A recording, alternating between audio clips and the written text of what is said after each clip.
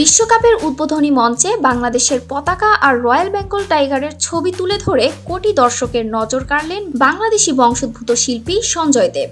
FIFA বিশ্বকাপ 2026-এর জমকালো উদ্বোধনী অনুষ্ঠানে তার এই মুহূর্ত এখন সোশ্যাল মিডিয়ায় ভাইরাল। 2026-এর উদ্বোধনী অনুষ্ঠান এবার শুধু ফুটবল প্রেমীদেরই নয়, গর্বিত করেছে বাংলাদেশকেও। যুক্তরাষ্ট্র, মেক্সিকো ও কানাডার যৌথ আয়োজনে অনুষ্ঠিত বিশ্বকাপের উদ্বোধনী অনুষ্ঠানে পারফর্ম করেন বাংলাদেশি বংশোদ্ভূত আমেরিকান ডিজে ও সঙ্গীত শিল্পী সঞ্জয় দেব।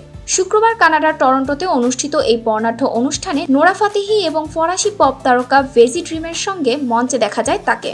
তবে সবার নজর কাড়ে সঞ্জয়ের বিশেষ জ্যাকেটের হাতায় এমব্রয়ডারির মাধ্যমে ফুটিয়ে তোলা হয়েছিল বাংলাদেশের জাতীয় পশু রয়্যাল বেঙ্গল টাইগার, জাতীয় ফুল শাপলা এবং বাংলাদেশের জাতীয় পতাকা। পারফরমেন্সের সময় বারবার নিজের স্লিভের দিকে ইঙ্গিত করে তিনি বিশ্বমঞ্চে তুলে ধরেন বাংলাদেশের পরিচয়, আর সেই দৃশ্য মুহূর্তেই ছড়িয়ে পড়ে সামাজিক যোগাযোগ মাধ্যমে।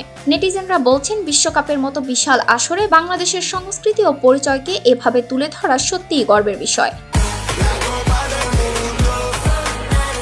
উদ্বোধনী অনুষ্ঠানে সঞ্জয় দেব ও নোরা ফাতেহি ছাড়াও পারফর্ম করেন বিশ্বখ্যাত শিল্পী মাইকেল বুবলে, অ্যালানিস মরিসেট, অ্যালিসিয়া কারা, জেসি রেজ এবং অ্যালিয়ানা। বৈচিত্র্যময় এই আয়োজন বিশ্বমঞ্চে তুলে ধরে কানাডার বহু সাংস্কৃতিক পরিচয়।